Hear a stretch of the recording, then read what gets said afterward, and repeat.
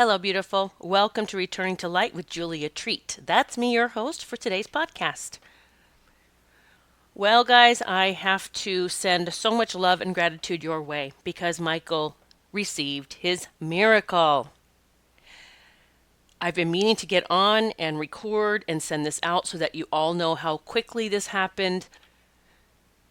Michael, if you listen to my past podcast, Michael went to the ER, hadn't been feeling well for several days. It turned out his numbers for his liver, there's two enzymes, and they were both sky high. I mean, I'm talking life threatening. He was rushed to a hospital an hour and a half away to a liver transplant ward. They weren't talking about transplant, but he was there on that floor in the hospital in case that was needed. Well, I sent out the call to all of you. I asked for prayers, for healing energy, for positive vibes, all of that. And Michael was released 2 days later. All right, 2 days later, they let him go. His numbers had dropped dramatically. All right, and by 3 days, the next day, the day after he was released, we were out on the motorcycle, riding the motorcycle with friends. His numbers continue to drop and are almost normal. And so, guys, this is what happens when you believe in miracles. You reach out to those who believe in miracles, and this is the way that I live life. I don't deal with things, I obliterate things.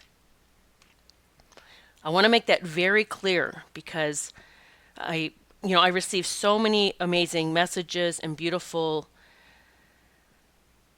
wishes for Michael and I during that time because, yeah, I'm like everyone else. You get that news, and for a good 5 minutes, cried. I cried. Maybe not even 5 minutes.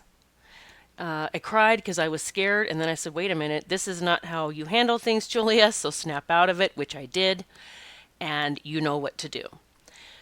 So, guys, we did it. Michael got his miracle, and I am so grateful for everything that you sent, everything that you prayed for, wished, any time you took, even if it was just a moment. Thank you so much. When all this happened, we had Michael's, some of Michael's family and his daughters and grandchildren around. So it was a big celebration. He actually was released on the 4th of July, so we had so much to celebrate. I think I can speak for Michael here when, since we've been together, he's learned a lot from me. I've learned a lot from him. But one thing that he is really, I think, kind of always had within him is that if something shows up, that is not his story. Like, this showed up, this is not how things are going to turn out, and this is going to be gone, right? And I mean, I could tell he was scared in the beginning, but he's like me, that this is not going to last. This will not be my story. I am not going to have this condition. And I do believe that's a big part of creating your own miracles, right? So we can reach out and ask others to help, but we have to believe it within us that that is possible.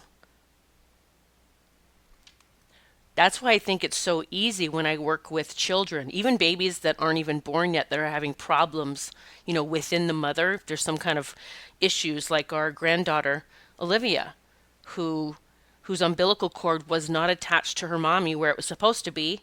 And, it was a life-threatening pregnancy and birth for mom and baby. And all I did was envision that umbilical cord moving to the place that it needed to be for both of them to be perfectly healthy. I did it every day just for a few moments. And that's exactly what happened. The doctor walked in one day and told Olivia's mom, well, you got your miracle. The umbilical cord is attached right where it's supposed to be, and we don't know why. We don't know how this happened.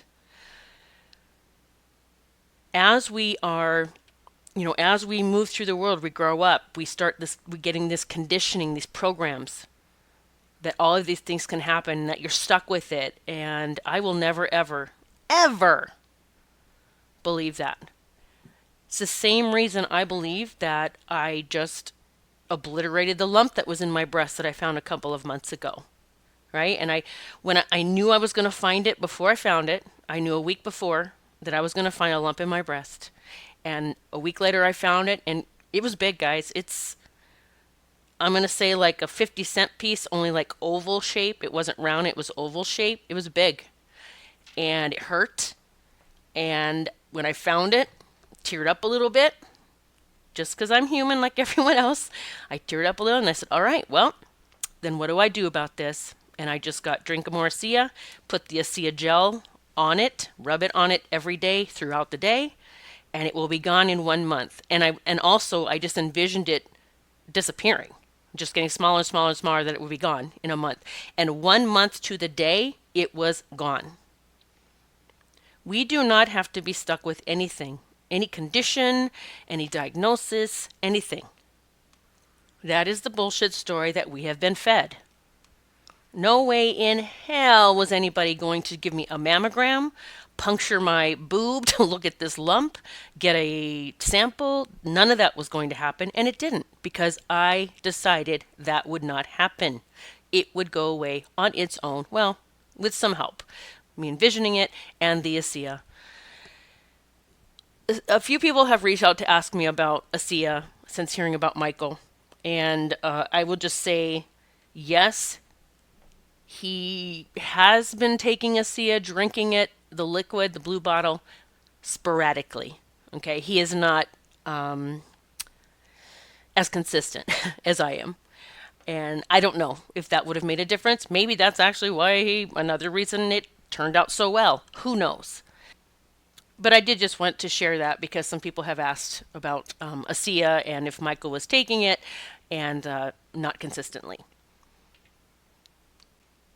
Oh, and I want to add, the only thing he received at the hospital was his first emergency visit. When he went to the emergency room not feeling well, they did give him an IV, just saline solution, just to give him some fluids. That's the only thing he received at the hospital, even the one he was transferred to. So nothing, medical intervention, nothing happened. All right? Just want you to know it was, which us sending him all of the energy and the love and support, and him having that belief that I'm out of here. This is not going to be my story. Oh, I mentioned that we went riding motorcycles the day after he was released from the hospital. And then the next day, let me see. No, 2 days later, we went to an amusement park and we were there for 8 to 9 hours with all the grandkids in scorching heat.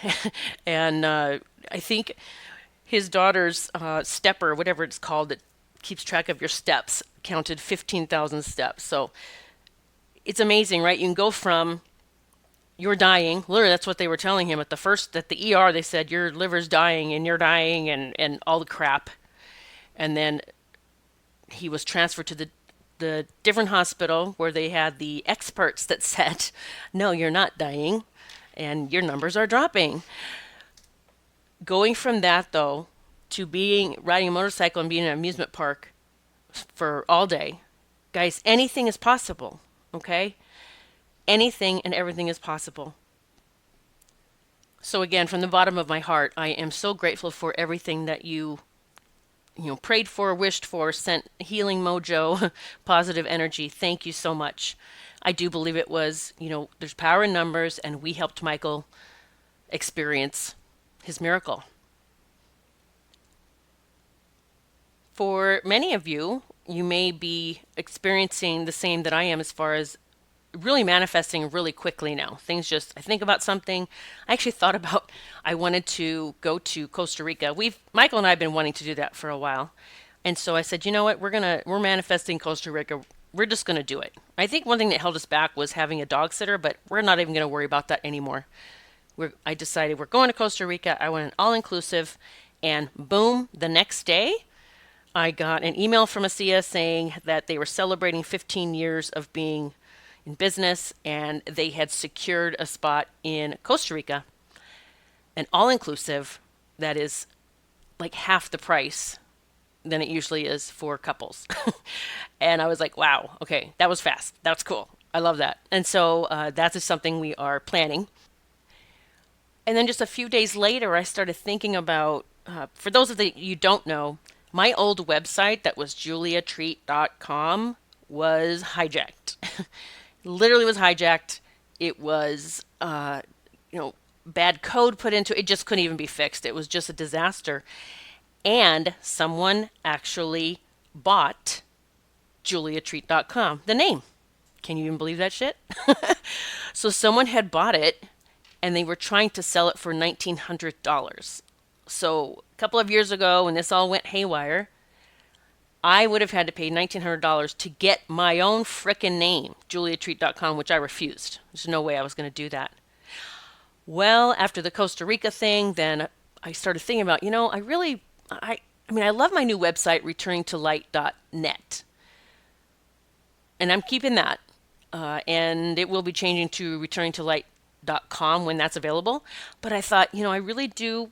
I want the JuliaTreat.com because that's the umbrella where I can put everything underneath it. And guess what? Something told me to go look, and boom, it was available for, I think it was 99 cents. So I did get JuliaTreat.com back, and I am working on building that website currently. I have also started sending out newsletters again, just emails, just with different things that I might not post here on a podcast or on YouTube. And if you want to get on that list, you can go to returningtolight.net. Okay, that's my current website, returningtolight.net. And there is a pop-up that says get our newsletter. And so you can just put your name and email address in there. If you receive a newsletter, it's probably in your junk. If you've been on my list and you haven't noticed it, it might be in your promotions file or your junk file or whatever file it is. There is an unsubscribe button at the bottom of each newsletter or email.